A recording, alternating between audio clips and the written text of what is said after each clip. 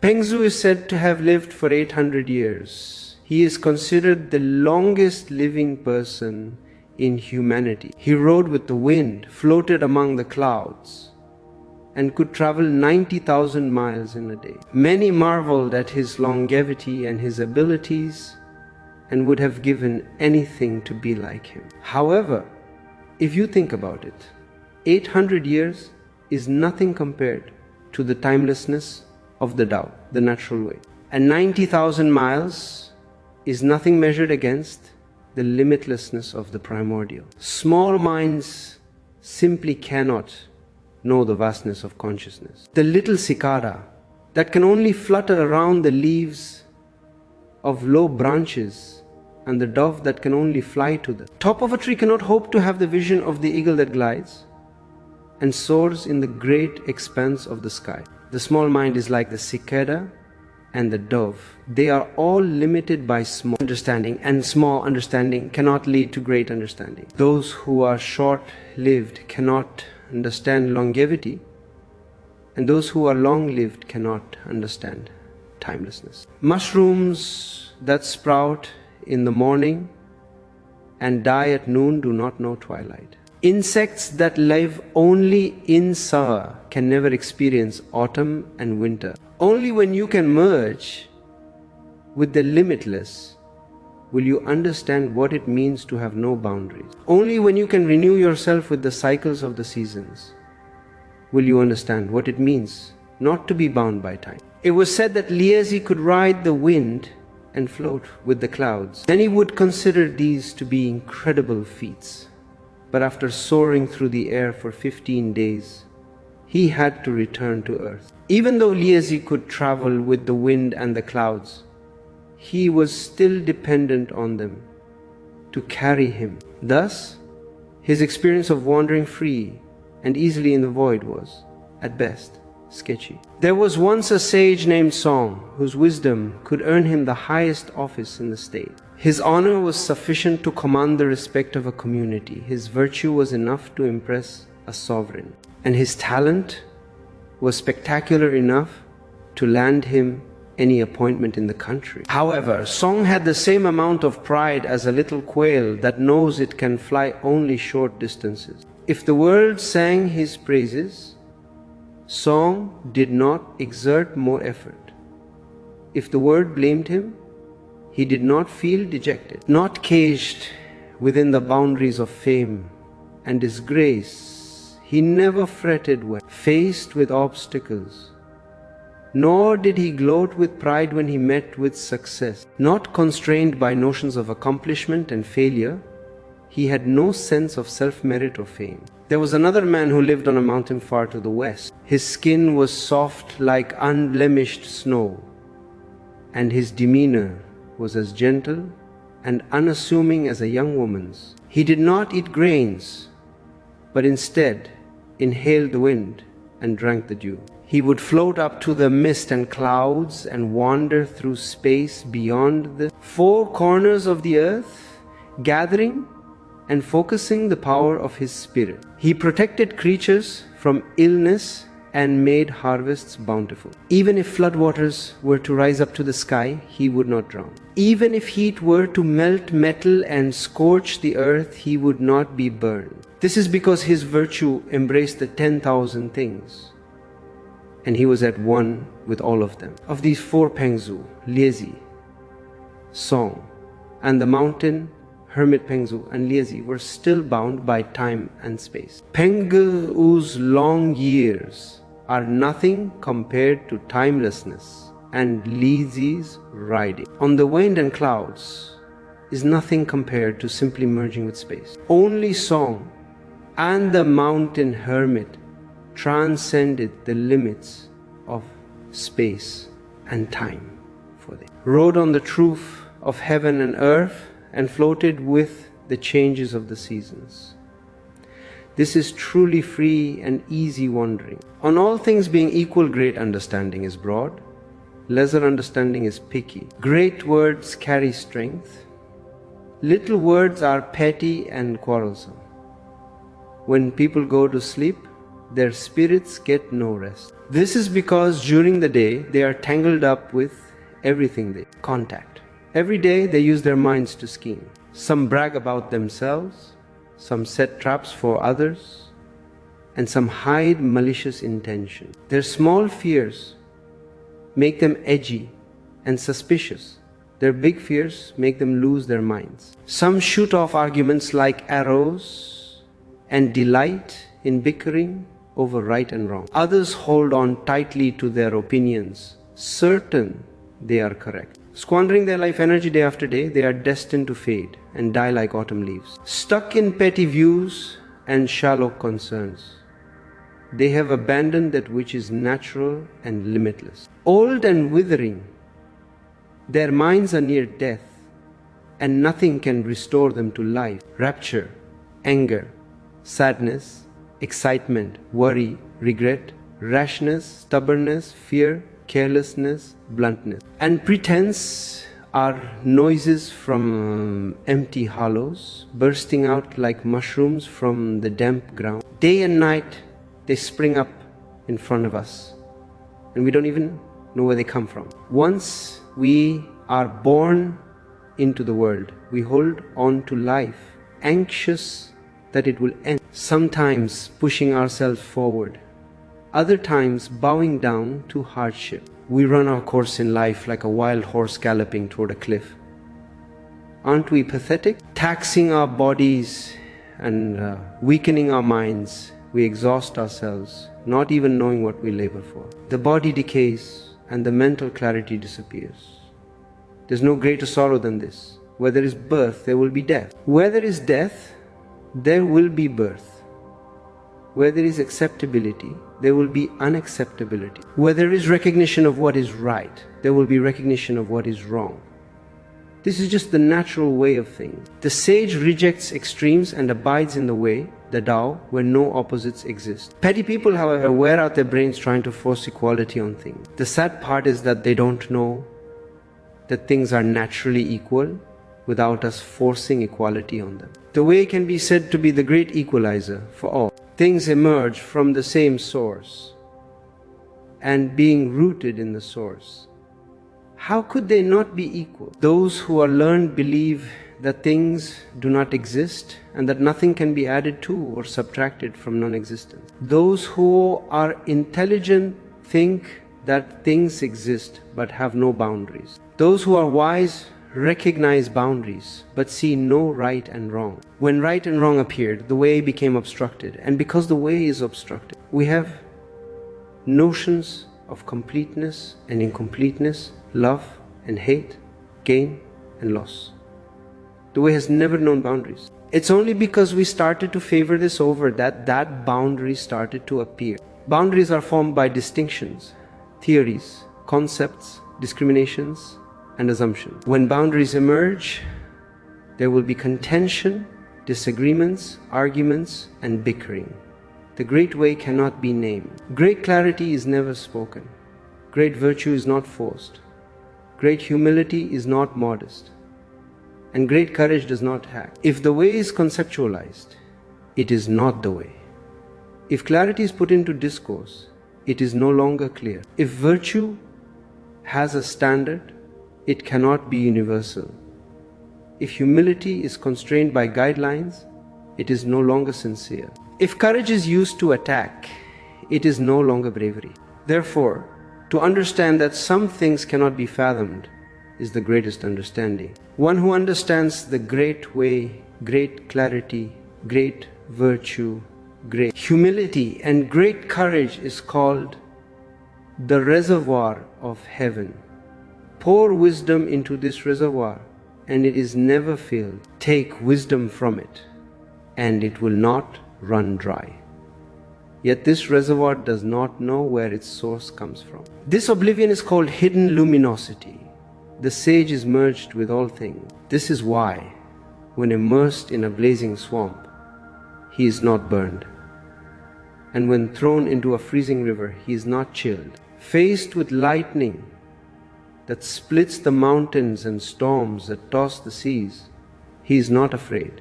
He rides the clouds and mist walk with the sun and the moon, and wanders beyond the four corners of the earth. If even death and life have no effect on the sage, how can she be affected by gain and loss? The sage embraces the sun, the moon, and the stars, holds the universe under her arm, merges with all things, and leaves confusion behind. The petty person is afraid that the world will end if she does not impress others. But the sage sits around like a block and attains simplicity and oneness. Once, Zhuangzi dreamed that he was a butterfly fluttering around aimlessly, happy and carefree, not knowing that he was Zhuangzi the man.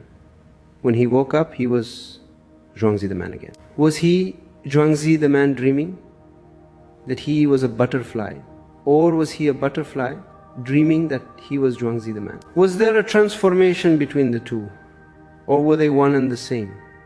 Forget the boundaries, forget the distinctions. Plunge into the limitless and make it your home. Nourishing life, those who know the importance of nourishing life will not expend their energy going after material things. Those who don't care about life will try to get what they desire at all costs. Those who understand the meaning of nourishing life know that conceptual. Thinking not only has limits, but also wastes mental energy. If you use that which has limits to understand that which has no limit, you will attend to petty things and forget the big picture. Trying to grasp wisdom with concepts is no different from walking into a fire pit in front of you. Do good deeds, stay away from fame, follow the principle of moderation, and you will keep your sanity. Don't indulge in extremes. Live simply. Don't try to force things to go your way, and you will be around for a long time. A good cook changes knives once a year. A mediocre cook changes knives once a month. This is because expert chefs care for their knives, whereas incompetent ones hack carelessly at meat and bones. Nourishing life is like caring for a knife. If you take care of your body and do not squander your energy, you will live for a long time. When Laozi passed away, his friends went to his funeral to mourn him. Arriving at the burial site, they were surprised to find a large crowd of mourners, female and male, old and young. Laozi's passing was mourned by so many, not because he was famous or learned, but because he hid from the glamour, turned his back on the mundane, and never forgot what he was born with. He came when it was his time to come, and departed when it was the natural thing to do. If you are content to follow the natural ways, then grief and happiness or fear and hope will not find a way to enter. This is called being freed from the bonds of limits and boundaries. And being free from limits and boundaries is what is meant by nourishing. Being in the world, you need to know what you can do before you can help others. If you aren't sure of what you can do, it is no use trying to change the world. Know what destroys virtue and know what knowledge can degenerate into. Virtue is destroyed by fame, and knowledge can degenerate into a tool for haggling. Fame can be used to coerce, and expertise can be used to barter. Knowledge, fame, and expertise can become weapons of destruction if used in the wrong way. If you are virtuous, but don't understand people's minds, if you command respect, but don't understand people's hearts, you are no different from a tyrant. Tyrants force their values on others. If you force your virtues, beliefs, and standards on others, everyone will see you as a plague. It is best to hide wisdom within and allow those who want to display their cunning to argue over fine points. If you get yourself worked up over winning and losing, you'll soon find your eyes growing dim and your complexion becoming dull. Pretty soon, all you'll be able to think of is how to best others, and everything you say will become mindless excuses. You'll either become complacent or jump at every chance to please. You'll either give into the whim of the crowd just to get support, or be constantly afraid that your self-image will become tarnished. Once you are mired in this mess, you'll just sink deeper and deeper into suffering for the rest of your life. You might say, what if Instead of appearing righteous and benevolent, I am serious, diligent and humble.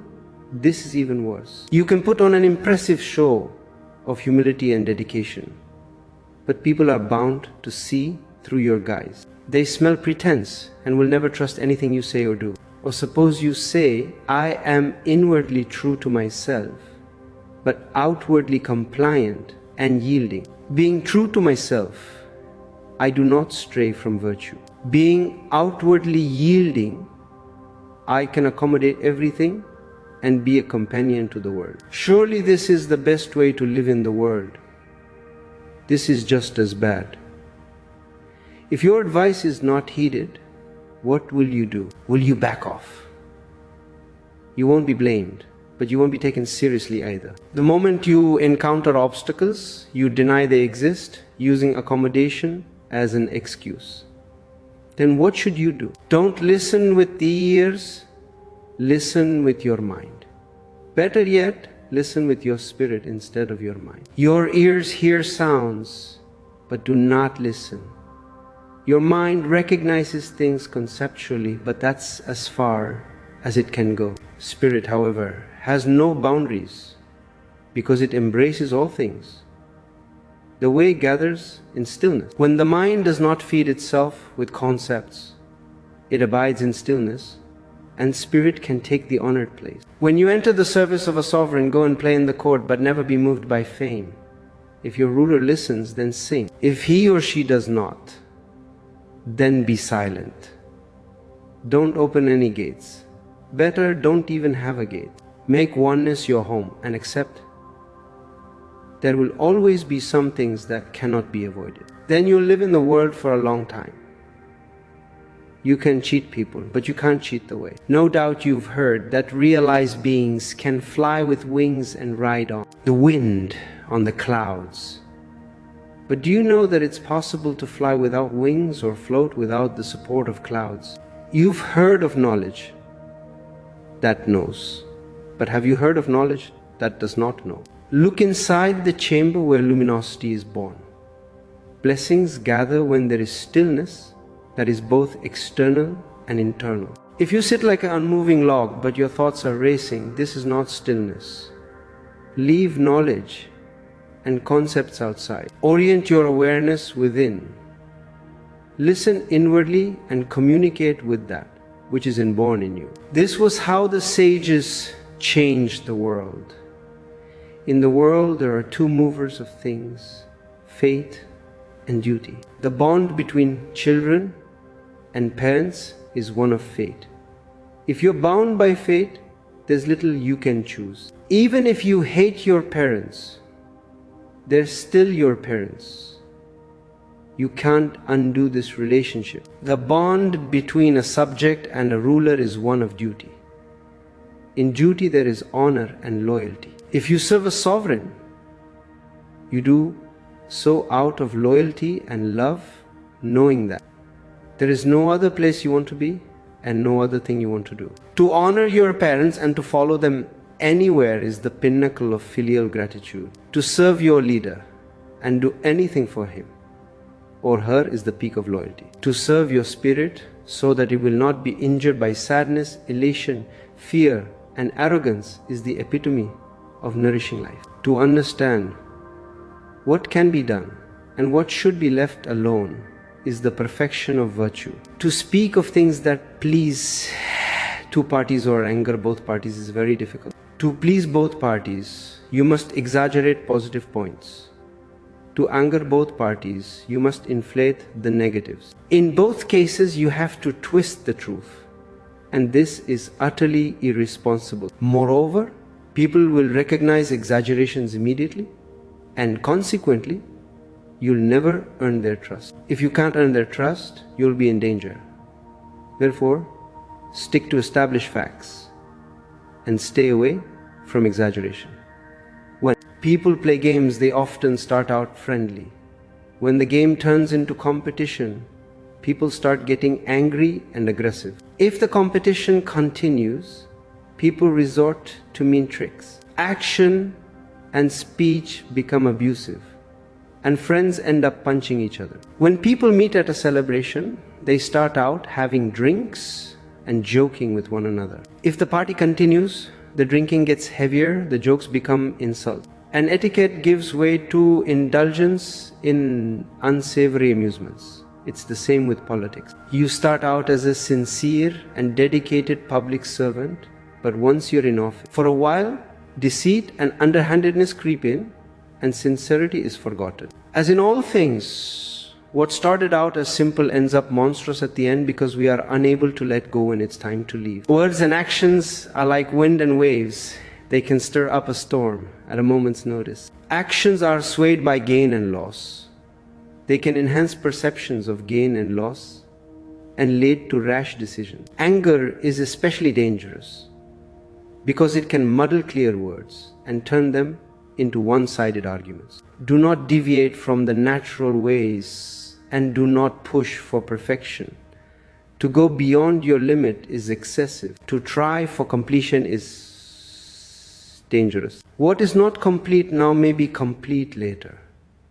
And what is seemingly complete now may be incomplete when things run their course. It's best to just let things go their way. Be concerned only with things that can nourish you and stay away from things that lead you to harm. This was how the sages lived in the world.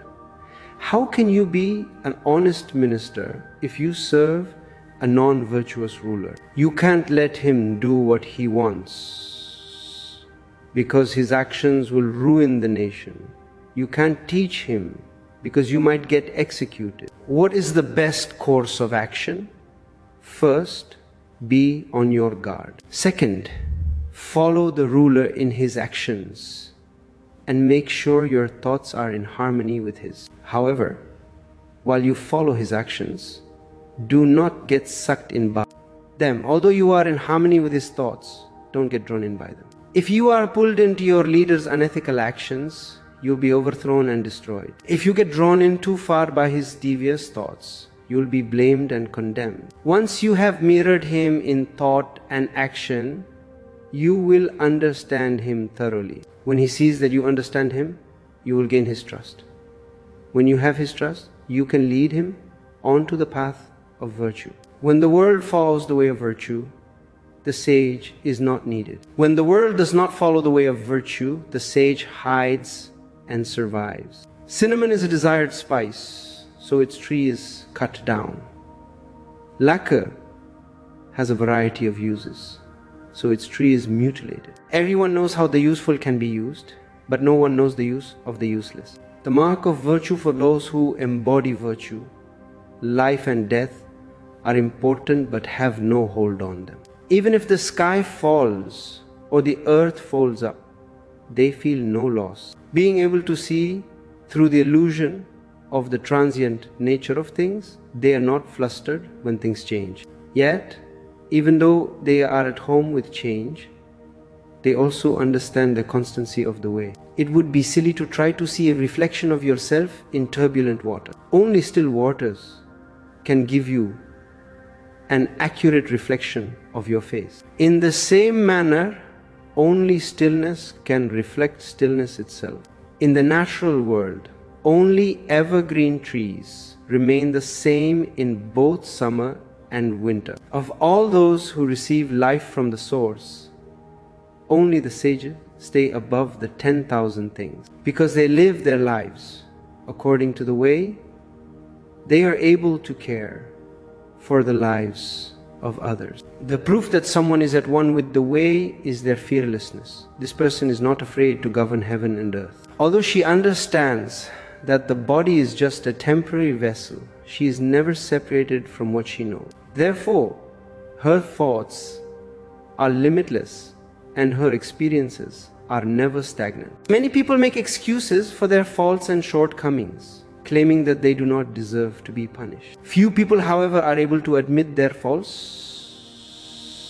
and when spared can say that they did not deserve to be let off the hook. To know that there are some things that you simply can't deal with, and be content to accept it, is the mark of one who embodies virtue. Life, death, continuity, loss, failure, success, poverty, wealth, worthiness, unworthiness, slander, renown, hunger, thirst, cold and heat are all part of the changing nature of things, or as some would say, destiny and fate. If you are in harmony with them, you will never be their servant. If you can hold this harmony day and night and blend with the change of the seasons, creating every moment and merging with it, this is virtue, and with it comes power. Water is the most peaceful of things. Leave it alone and it will be at rest. Therefore,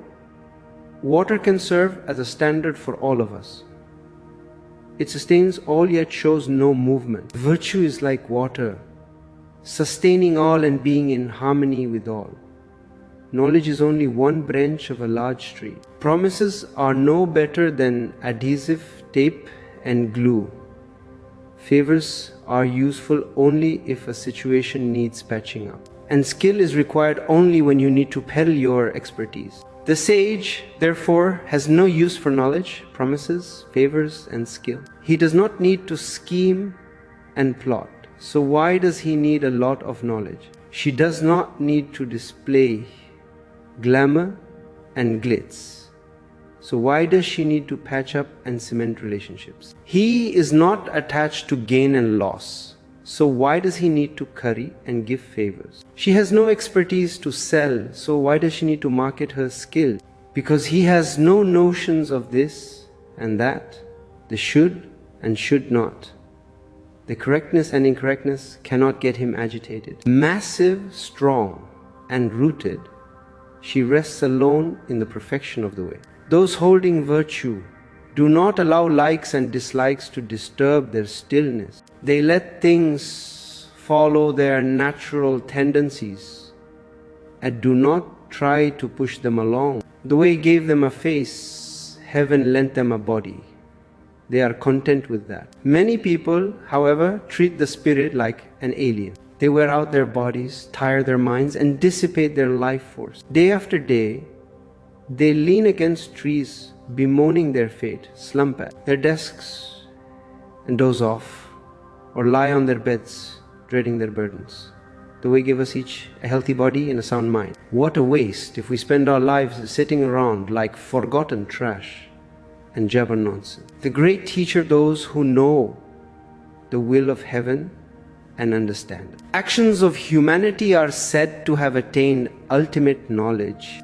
If you know the will of heaven, you'll be able to merge with heaven. If you understand the actions of humanity, you'll be able to use what you know to supplement what you don't know. Having these attainments should be sufficient to let you live out your life endowed by heaven. Most people will regard this achievement as the pinnacle of knowledge, but knowledge has limits. It must wait for the appropriate conditions before it can be applied, and anything that has to wait for the right circumstances to be effective is never certain. How do you know the will of heaven is truly the will of heaven and not the desires of humanity, or vice versa? Only those with wisdom can see the difference.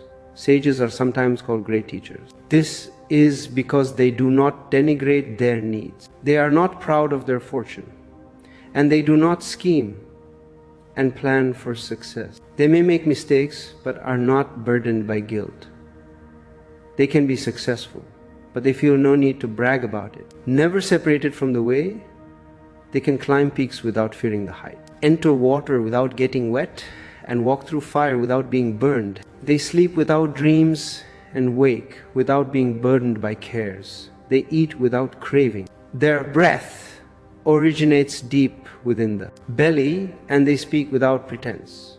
In comparison, petty people breathe from the throat. Their desires are deep and their understanding of heaven is shallow. As a result, their words come out garbled. Their speech is forced, and they spit out diatribes as if they are throwing up. Sages do not understand what it means to love life and hate death. They come into the world without fanfare and leave without fussing. They come briskly without baggage and leave briskly without being encumbered. Although they do not forget where they came from, They do not think much of finding out where they will go after life. They received something good when they came into the world, and they delight in it. Upon leaving, they will hand it back without a second thought. Life and death are part of the natural way of things, just as dawn and darkness are the natural ways of heaven.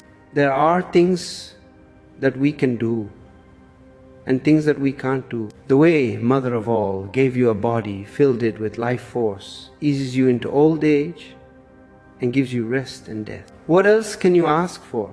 Think well of your birth, your health, your aging, and your death. Birth and death, youth and old age, beginning and end, delight in all of them. The sage is not concerned with what is and what is not. Her face is serene and her forehead is white. She can be chilly like an autumn wind and soft and warm like a spring breeze. Her joy and anger are natural like the cycle of the season. In harmony with everything around her, she lets things follow their natural course and does not interfere with inborn nature. If she calls out the army to overthrow a nation, she will still have the hearts of the people.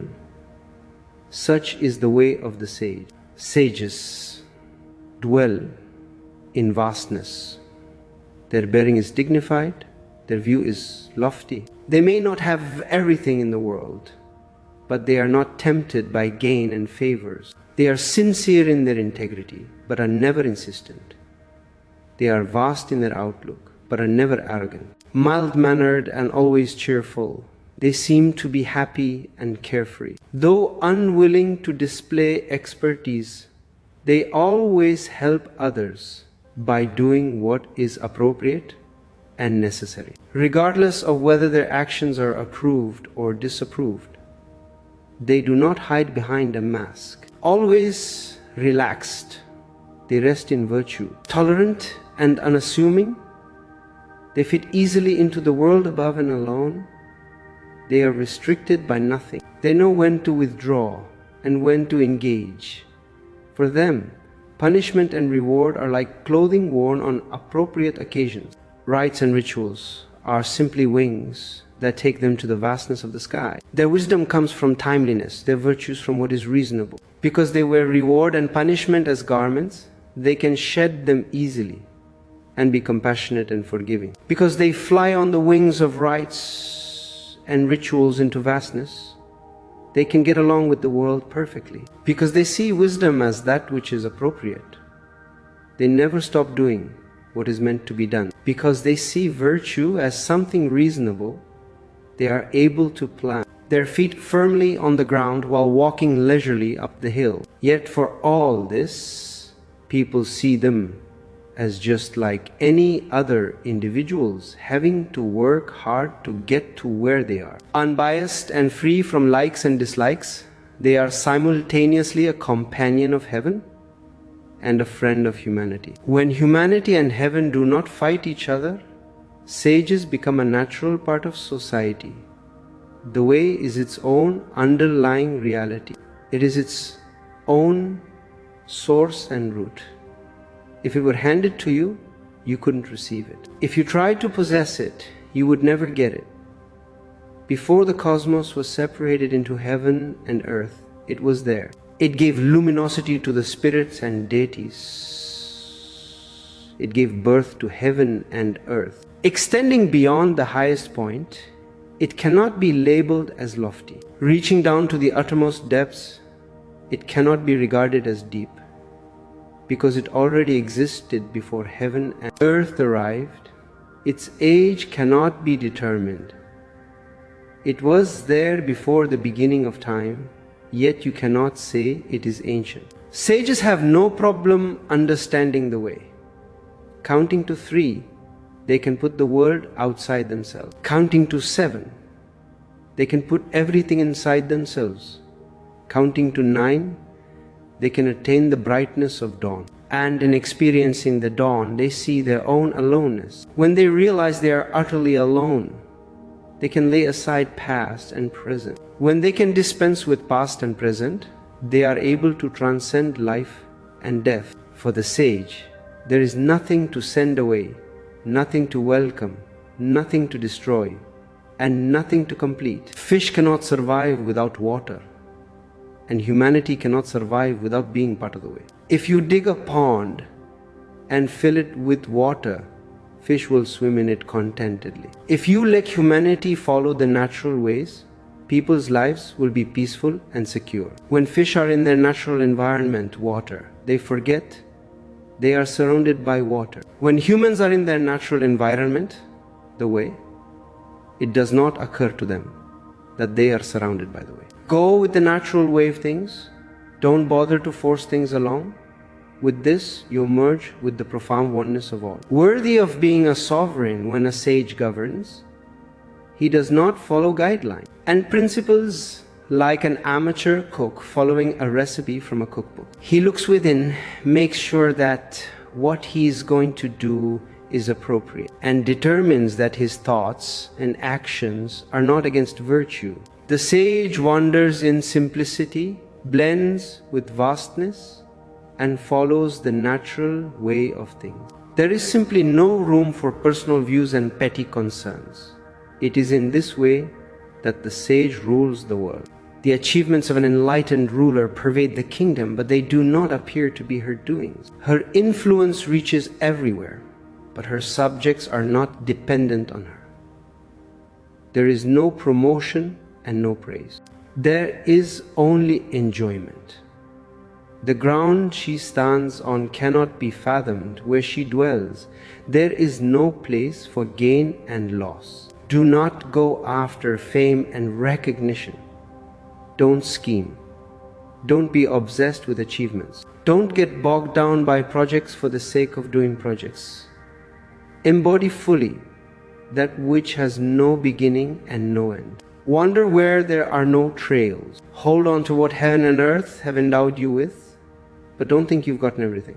The sage uses his mind like a mirror, reflecting things as they are, judging nothing, retaining nothing, and adding nothing. In this way, he wins without bringing harm to himself and others. There is a story about Liezi before he understood what it means to be enlightened. Hearing that there was a shaman who could perform incredible feats, he went to see for himself what this man could do. Indeed, the shaman could walk through fire, hold his breath for hours, and predict and control the weather. Thoroughly impressed, Liezi went to his teacher, Huzi, claiming that he had found the ultimate realized being. Huzi made no comment, asking only if he could meet the shaman himself. Liezi brought the shaman to see Huzi. After taking a look at Huzi, the shaman ran out to find Liezi. "Your teacher is dying," he said. "When I saw him, he was like a sack of wet ashes, heavy, inert, and lifeless." Distressed, Liezi reported the shaman's observations to his teacher. Huzi laughed and said, "I am not dying. I just appeared to him as the primal earth, silent and unmoving like a big lump of sod." The next day the shaman went to see Huzi again, beckoning to Liezi, who was waiting outside Huzi's home. The shaman said, "Today your teacher is better. He now has the breath of life and will regain his vitality soon. I believe my presence has cured him of the sickness he was afflicted with." When Liezi reported this to his teacher, Huzi said, "Today I chose to appear to him as heaven and earth copulating. What he saw was the working of yin and yang rising from my heels to the top of the head. Get your shaman to visit me again." The shaman paid Huzi a visit the next day. This time, he observed Huzi for a long time and then left quietly. When Liezi asked what condition, his teacher was in. The shaman exclaimed, "Your teacher is shifting and changing all the time. I can't read his behavior, nor his facial features, nor his destiny. Even the positions of the stars change around him. I will see him again when he is more stable." When Huzi received this report from Liezi, he said, "Today I became the great vastness of space, where there is no this and that, where there is only the continuous rise and fall of the original breath. Where the water swirled, he saw an abyss. Where the waters were silent, he saw an abyss. Where the waters were running, he also saw an abyss. Everything he saw was an abyss. Get him to come again. Not believing what he had seen in his previous visits, the shaman called on Huzi again. This time, the moment the shaman stepped into the room where Huzi was sitting, he ran out in alarm. Liezi tried to stop the shaman to ask for an explanation, but the man had disappeared. Liezi returned to his teacher and asked what happened. Huzi replied, I finally showed him the state of not having emerged from the source. Yet I was empty of thought, feeling, perception, and bodily form, floating, sinking, turning, wriggling. I displayed no notions of who, what, when, and how. He was so scared that he ran away. After this incident, Liezi began to understand the teachings of Huzi. He realized that he had been fascinated by the tricks of conjurers and the casual sorcery of magicians, and that he had abandoned the way of simplicity and vastness. Liezi went home and meditated for 3 years. When he came out of his retreat, he was a simple man. Daily, he farmed his fields. He cooked for his wife, cleaned the house, and fed the pigs as if they were his guests. He got rid of the ornate, the glamorous, and the polished, returning to uncarved plainness and simplicity. He delighted in everything but was not attracted to anything. He felt everything but was not tethered to anything. He was immersed in the dust of the world, but these entanglements did not taint him. He lived out the rest of his life in oneness and simplicity.